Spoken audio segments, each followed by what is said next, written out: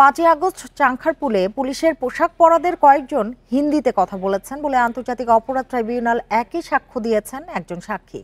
তিনি জানান সেখানে পুলিশের গুলিতে তার ভাতিজা ইয়াকুব নিহত হন।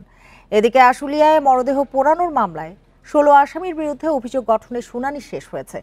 21 আগস্ট অভিযোগ গঠন করা হবে কিনা সে বিষয়ে আদেশ দেবেন ট্রাইব্যুনাল 2।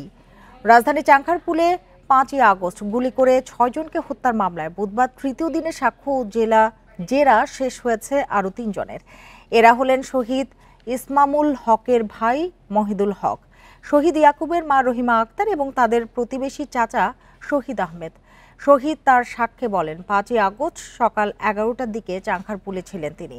সেখানে অনেক পুলিশকে গুলি করতে দেখেছেন। তখন পুলিশের পোশাক পরা লোকদের হিন্দিতে কথা বলতেও শুনেছেন তিনি। কিছুক্ষণ পর ওই এলাকা থেকে তিনি তার ভাতিজা ইয়াকুবের গুলিবিদ্ধ অবস্থায় উদ্ধার করে মিডফোর্ড হাসপাতালে নিয়ে গেলে চিকিৎসক মৃত ঘোষণা করেন।